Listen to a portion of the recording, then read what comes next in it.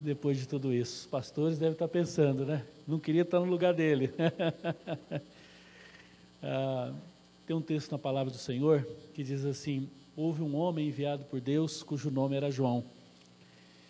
E quando eu penso na vida do Senhor, pastor, na sua história, eu aplico esse versículo. Em Umuarama, houve um homem enviado por Deus, cujo nome é Valtenir. Eu sou testemunha de que Deus trouxe o Senhor para cá com esse ministério. O Senhor foi usado, né? E eu fui grandemente abençoado, minha família, né? Grandemente abençoado.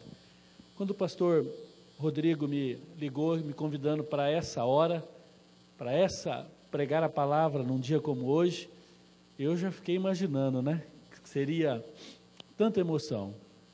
E eu fiquei pensando também, pastor, que talvez milhares de pessoas que já passaram por aqui gostariam de estar aqui hoje para dar um abraço no Senhor. E eu sou um desses privilegiados que passei por aqui e estou hoje nesse dia, nessa hora. É a graça, né? É a graça do Senhor.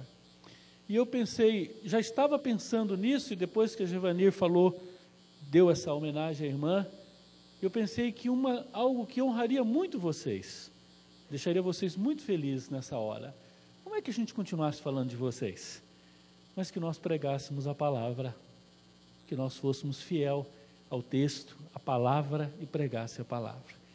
Aliás, irmãos, esta é uma das marcas da visão do pastor Valtenir e dessa igreja.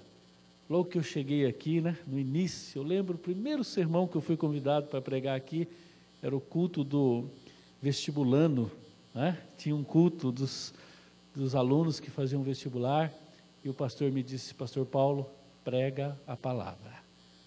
E eu sempre tive liberdade de pregar a palavra aqui, irmãos, e não vou fazê-lo diferente nessa noite. Nós vamos pregar a palavra. E o que está no meu coração nessa noite, de falar, obrigado, pastor, eu gostaria de lembrar uma verdade, e eu vou chamar isso de um pilar da fé, vou chamar essa meditação nessa noite de uma das colunas da fé cristã. Nós vivemos uma época de tempestade, de abalo, de ataques. Nós vivemos uma época onde a nossa fé tem sido atacada, e os pilares da fé, a fé tem vários pilares, e um desses pilares é a criação. Eu diria que um conceito correto da criação é uma das bases da nossa fé. E eu queria falar um pouquinho nessa noite sobre a criação. Eu queria compartilhar com os irmãos sobre a criação como um dos pilares da nossa fé, para nós suportarmos as tempestades, as crises que nós estamos enfrentando nos dias de hoje. E eu diria que vai ficar pior. E só aqueles que estiverem firmados na palavra, só aquela casa que for firmada na rocha, que é Cristo, vai sobreviver a essa tempestade que nós estamos enfrentando, a essa grande turbulência que nós estamos vivendo na mente. Tem sido atacada a nossa mente, os nossos conceitos, nossos valores. E eu queria compartilhar com os irmãos, quero fazer uma exposição simples, objetiva, rápida, de 3 versículos sobre a criação. Obviamente que o texto de Gênesis capítulo 1, que inicia-se no verso 1, nós vamos ler apenas até o verso 3. E talvez a leitura correta para toda a compreensão, nós chamamos isso de uma porção maior, nós teríamos que ir até o capítulo 2, verso 3. Mas nós leremos apenas os 3 primeiros versículos, e eu quero falar sobre a criação nessa noite. Uma das convicções mais elementares e mais básicas da fé cristã, e que tem sido atacada de uma forma violenta nos dias de hoje, e você, como crente em Cristo, você precisa ficar firme na palavra do Senhor. E esse texto nos orienta, nos dá um norte, uma convicção, e eu quero repartir isso com os irmãos. Isso tem sido bênção na minha vida, isso tem falado ao meu coração, isso tem dado força para eu me posicionar em situações, no púlpito, em universidades, em empresas, escolas, na sociedade, por onde a gente passa. Isso tem me ajudado, essa convicção de Deus como nosso Criador, e ter uma uma visão correta da criação de todas as coisas. O texto sagrado diz assim: no princípio criou Deus os céus e a terra terra, porém, estava sem forma e vazia. Havia trevas sobre a face do abismo, e o Espírito de Deus pairava sobre as águas. Disse Deus: haja luz, e houve luz. Vamos orar. Pai, Tu és o Criador de todas as coisas. Tudo que existe, Senhor, só existe por causa do Senhor. Nada do que temos, Senhor, foi feito por si mesmo, mas o Senhor criou para a sua honra e sua glória. Senhor, nós queremos declarar como povo de Deus nessa noite, que Tu és o único Criador de todas as coisas, o sustentador do universo, e nós cremos nessa verdade, Pai, e nós queremos, Senhor, que o Senhor nos dê graça para compreender as implicações práticas, Senhor, da nossa fé, em relação à criação, Senhor. Nos dê essa convicção nessa noite, em nome de Jesus. Amém. Irmãos, os primeiros 12 capítulos de Gênesis, eles são a base de toda a teologia cristã. Toda a doutrina cristã, tudo que nós cremos está resumido nos 12 primeiros capítulos de Gênesis. É o alicerce de toda a Bíblia. É o alicerce de toda a história da humanidade, da criação, da queda, da redenção e da consumação da volta do nosso Senhor Jesus. Se remover esses 12 capítulos, tudo cai, tudo desaba. É a base. E o diabo só precisa derrubar esse conceito. Se o diabo conseguir derrubar o conceito da criação na mente dos jovens, das pessoas, da igreja, das crianças, e já derruba tudo. Para cair um prédio enorme, não precisa tirar no meio, precisa tirar as bases. Tire a base de um prédio e ele cai. Irmãos, aqui estão as bases.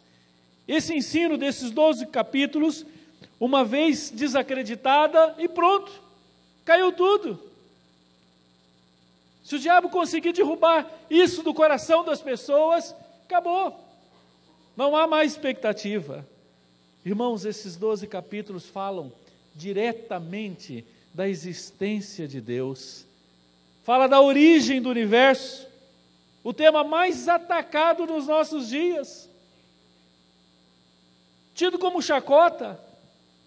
Pergunte para os jovens o que eles sentem na universidade, no ensino médio, quando um professor de ciência entra e começa a tirar sarro, a brincar, a zombar da teoria da criação, e de uma forma errônea, coloca a teoria da evolução como se fosse ciência, como se fosse verdade, e a teoria da criação como se fosse uma historinha furada de pessoas sem conhecimento, pessoas sem ciência, sem estudo. Como foi bom para eu saber que tanto a teoria da criação como da evolução precisa de fé. As duas são teorias, mas não é assim que nós aprendemos nas escolas. Irmãos, terceiro lugar, aqui está a criação do homem. Ah, como tudo muda quando nós temos uma convicção de que o homem foi criado por Deus.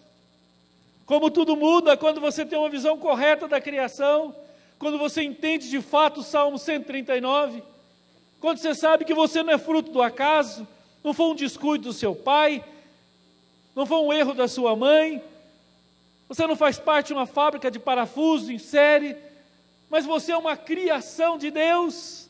Deus te criou. Deus te conhece pelo nome, Deus sabe quem você é. Cada ser humano foi criado por Deus. Ah, irmãos, como isso muda tudo. Na escola você vai aprender que o homem veio do macaco. E logo no início a criança já é atacada nesse conceito. Irmãos, nesses 12 capítulos, nós vemos, por exemplo, a origem do casamento. E aqui nós gastaríamos toda a noite, gastaríamos, quem sabe, o restante do ano, falando só sobre o ataque na família. O conceito de que Deus não criou a família, que aliás a família é uma estrutura errada. Esses dias uma universidade estava se debatendo como destruir o conceito de família. Que uma das maiores necessidades da nossa humanidade é destruir todo esse conceito de família. Essa história de homem, mulher e filhos, isso precisa acabar. O ataque continua, irmãos. A família nunca foi atacada como tem sido atacada nos dias de hoje. Eu fico espantado que até ateus, até pessoas que não creem em Deus, que não têm religião, estão preocupados com a família. E aqui em Gênesis, nos primeiros 12 capítulos, nós temos a narrativa, a verdade estabelecida de que a família foi estabelecida por Deus. Aqui nós também temos a existência do diabo. Eu sei que é um grande negócio para o diabo, que as pessoas não acreditam nem que ele exista. Aqui, irmãos, nós temos a origem da queda, a razão do mal. Aqui nós temos a explicação por que existe o mal, por que a humanidade sofre. A origem do pecado, a origem da morte está aqui, porque morte não é parar de respirar, morte é romper com Deus, morte é separação, morte não é você não ter fôlego, morte não é um coração parar de bater. Você pode ser um atleta vigoroso, cheio de vida física e estar morto por não ter Deus. Irmãos, essa verdade é encontrada aqui nesses 12 primeiros capítulos. Aqui nós temos a origem da semente da redenção, Gênesis 3,15. João 3,16 nasce em Gênesis 3,15.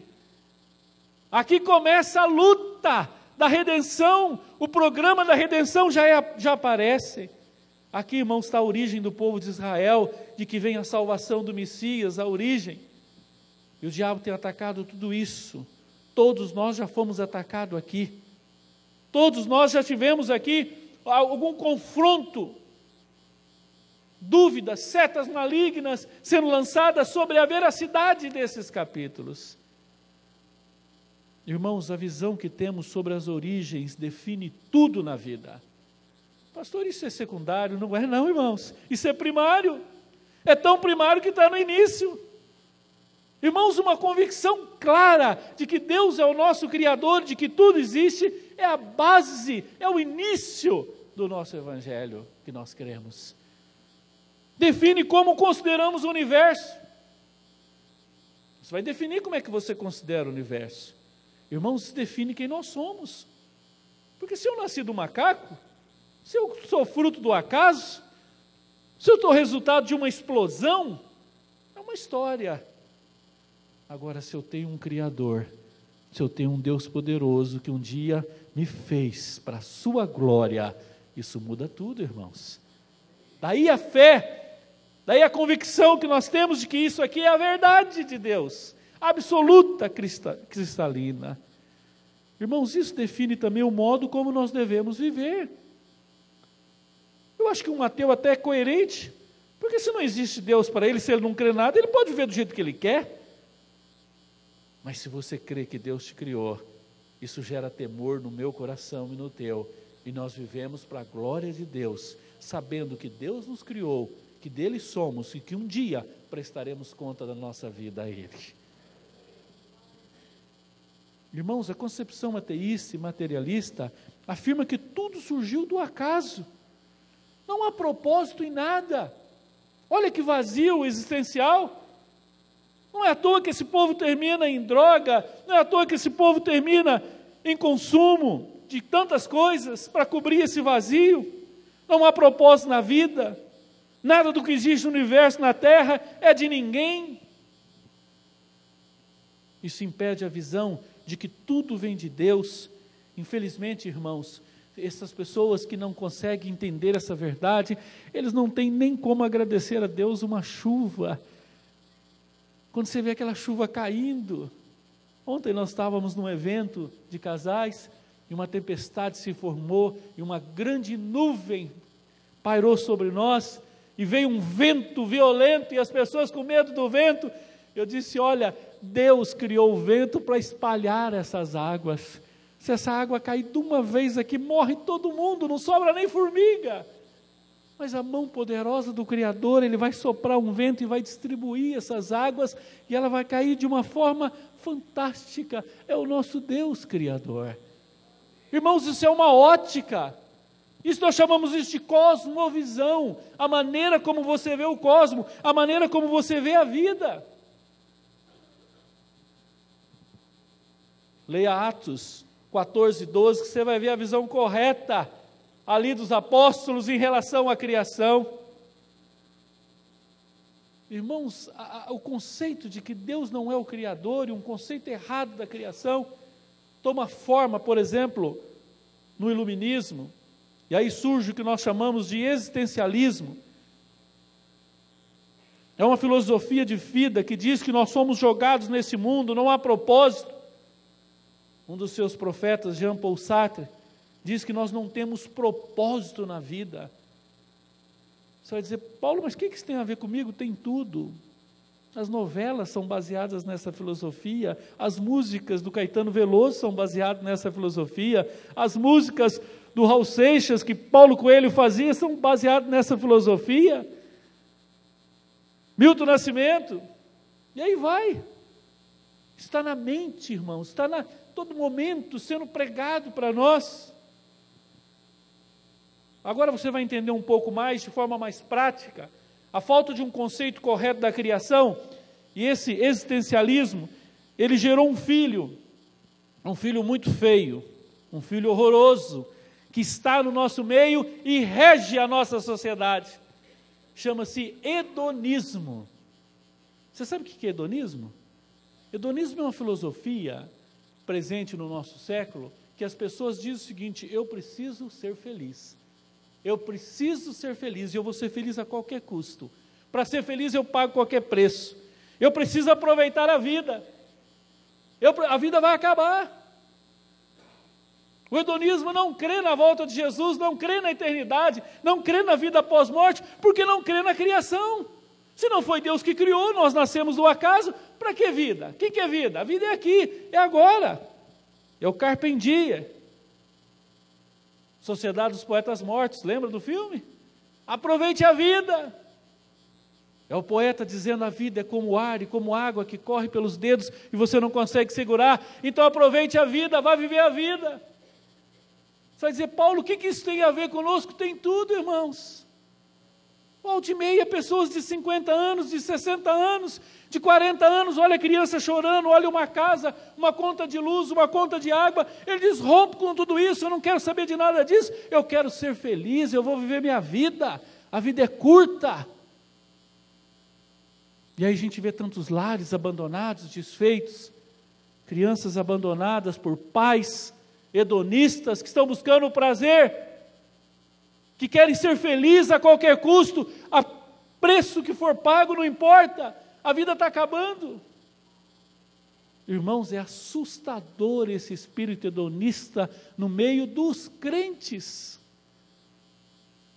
Fiquei chocado, pastores, esses dias, uma professora de escola bíblica, avó, mãe, reúne a família, sentou o marido, os netos, as noras, todos ali, e ela disse, olha, não se assustem, eu estou com 50 e poucos anos, daqui a pouco eu vou morrer, até hoje eu vivi só atrás de igreja, de Deus, eu não quero saber mais nada disso, eu quero viver minha vida, eu quero curtir a vida, eu não sou mais sua esposa, acabou, eu sou avó só de tchauzinho, só de Facebook, eu vou viver minha vida. Eu não quero mais casamento, não quero mais igreja, não quero mais Deus, eu não quero mais nada. É um espírito de apostasia,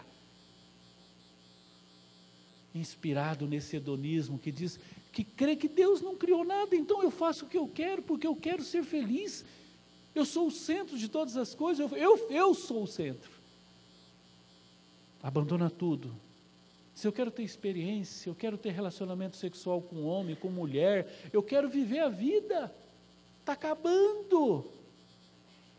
Irmãos, o espírito hedonista, ele é forte. É a mensagem falada nas novelas, é a mensagem falada nas músicas, aproveita a vida, está acabando, você vai ficar aí num tanque lavando roupa, você vai ficar no emprego esperando o seu 13º para ser feliz, você vai cuidar de filhos, você vai ficar atrás de igreja, vai ficar atrás de Deus, vai viver a vida. Irmãos, esse espírito maligno tem atuado em muitos lugares, e a origem está lá, porque não crê na criação, não crê que Deus o criou. Tudo acaba na morte, então aproveite a vida.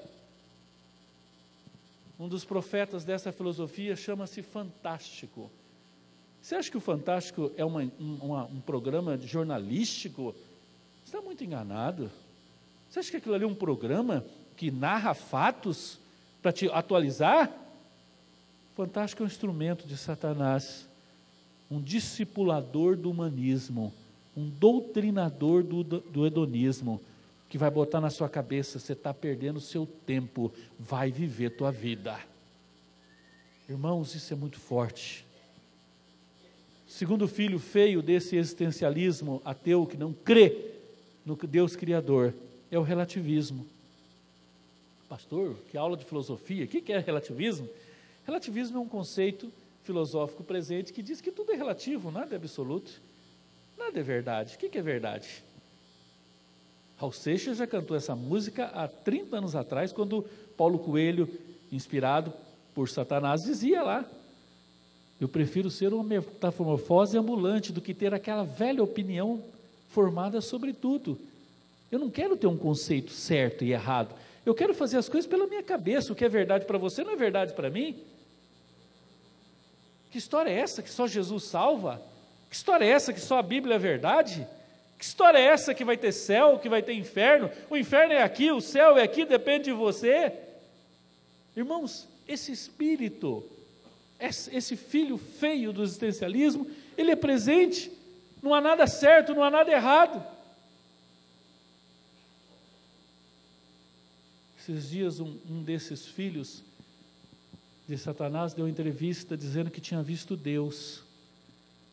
E aí o repórter, de uma forma irônica, pergunta: e como é que ele era? E a resposta foi: ela é preta. Numa decisão abusiva de questionar os conceitos. Irmãos, o que é verdade das Escrituras diz? Voltando para o texto, eu fico encantado nesses 3 versículos. O versículo número 1 faz uma síntese da criação. O versículo 2 fala do cenário da criação. E o versículo 3 fala da ferramenta da criação. Irmãos, isso muda tudo na nossa vida se nós crermos nisso. Isso é um ponto de partida para uma vida cristã bem-sucedida. Verso 1: quem criou? Deus criou o céu e a terra. Isso é uma síntese. Eu acho lindo. Deus não tem que explicar nada. Deus não tem que chegar com uma aula e dizer: olha, era assim, deixa eu te explicar, você vai entender. Não, Deus criou e acabou. Para quem crê, não precisa perguntar. Para quem não crê, não tem resposta. Esses dias uma pessoa disse: pastor, mas o senhor acredita na criação? Ele falou: isso é fé. Eu falei: você acredita na evolução, isso também é fé. A evolução também precisa de fé. Você tem prova científica da evolução? Não tem. Bom, o senhor também não tem da criação? Não, mas eu creio, é bíblico. Irmãos, há uma síntese no versículo 1. No princípio, criou Deus, céus e a terra, ponto. Não tem que explicar mais nada. Para quem crê, irmãos, não tem que ficar explicando muita coisa. Eu queria fazer uma pergunta para você nessa noite, de fato. Você crê que Deus é o seu Criador? Aleluia, irmãos, isso muda tudo, irmãos. Isso fortalece a nossa fé, isso dá sentido para a vida, isso norteia os nossos comportamentos, isso afeta a nossa ética, isso muda a maneira que eu trato a minha esposa, isso muda a maneira que eu compro, que eu vendo, isso muda a minha maneira de se comportar, isso muda tudo. Segundo, qual que era o cenário da criação? A terra era sem forma e vazia. Do que Deus precisou para crer? De nada, porque Ele é criador, Ele não é transformador. O homem transforma, o homem pega uma madeira e transforma em banco, pega um algodão e transforma em roupa, isso é o homem. Deus transforma? Também, mas Deus é mais, Deus cria. É impressionante esse verbo que aparece aqui. Deus criou, criação aqui, bará, no hebraico, significa aquele que faz a partir do nada. Irmãos, Deus não precisa de nada para fazer. Caos, vazio, sem forma, vazia, destruído por causa do nada. O universo estava destruído por causa do nada. Não tinha nada. E Deus criou. Deus é o único que cria do nada.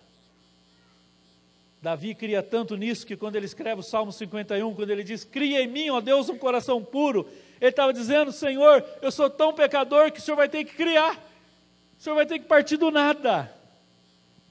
E eu fico perplexo, e me leva à adoração, o verso 3, qual foi a ferramenta da criação?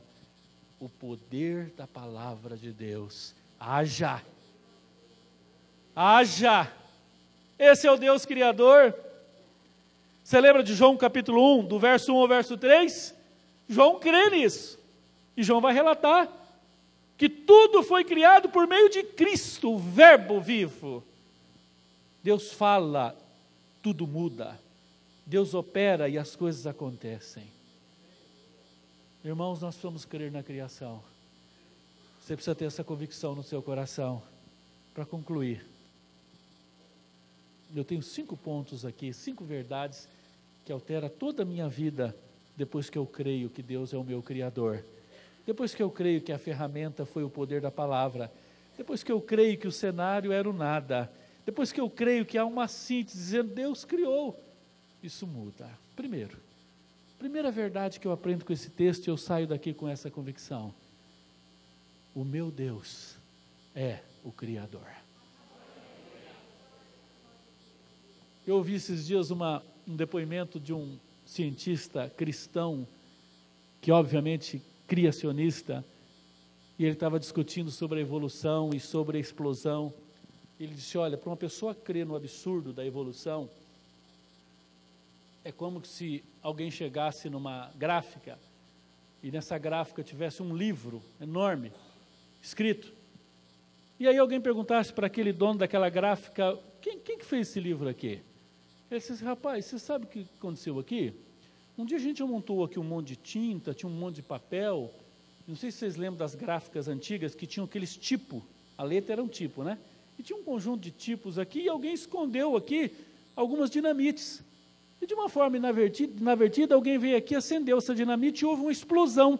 E ao explodir, esses tipos voaram para cima, a tinta também, o papel, e foi caindo as letrinhas, tudo direitinho assim, fez esse livro. Eu não vou acreditar nisso nunca, né? Ele disse assim que quem crê na evolução. Eu gostei demais de ver um cientista ateu, dizendo, eu creio na criação. Do jeito que eu estudei, na minha convicção científica, é impossível que está aí ter sido feito sozinho. Alguém fez. Não conheço, não sei onde que está, não sei porquê, mas alguém fez. As pedras clamando. Segundo lugar, irmãos, isso muda a minha fé. Opa, sim senhor, isso altera a sua oração. Você crê nisso, muda a sua forma de orar. Porque se eu creio no verso 3, quando Deus disse, haja, eu posso orar. Eu posso orar por cura. Mas espera aí, pastor, o senhor vai orar por cura? Os médicos já disseram que não tem mais jeito. Essa enfermidade é incurável. Irmãos, mas eu posso orar por cura, porque Deus opera a partir do nada.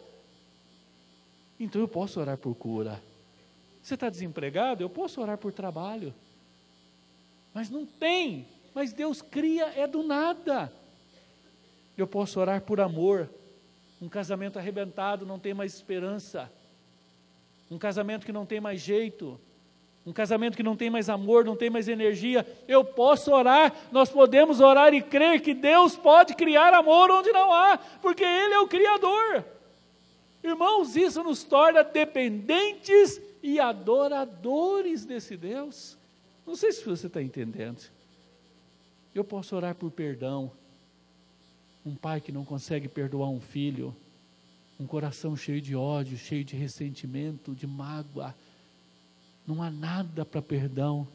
Nós podemos orar, porque Deus pode criar do nada. Minha oração tem vigor e tem fé, porque eu orei a um Deus Criador, que pelo poder da palavra, qualquer coisa pode acontecer. Terceiro lugar, se Deus é Criador, eu não sou meu, eu sou dele. Opa, de quem que você é? Eu sou de Deus. Eu não sou dono do meu nariz. Eu não posso fazer o que eu quero da minha vida. Eu não posso seguir meus instintos. Eu não posso seguir meus desejos. Eu preciso ser guiado pela palavra, porque eu sou dele. Eu sou dele, se Deus é meu Criador. Irmãos, em quarto lugar, e eu gostaria que essa palavra gerasse um temor muito grande no seu coração. Se Deus é o seu Criador, se Deus é o meu Criador, então um dia eu vou prestar conta a Ele.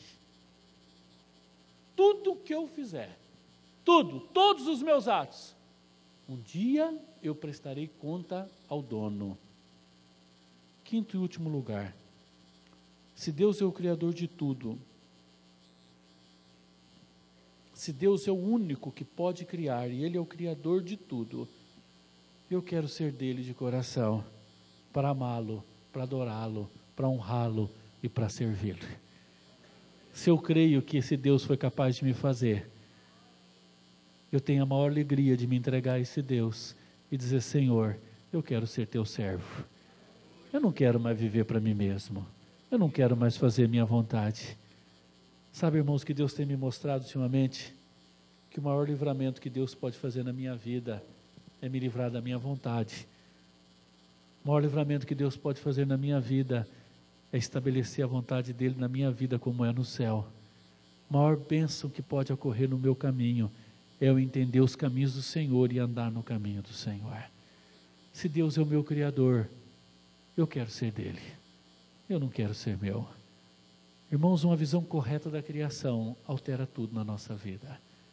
Isso vai gerar temor no meu coração e no seu coração. Amém? Vamos ficar em pé e vamos orar.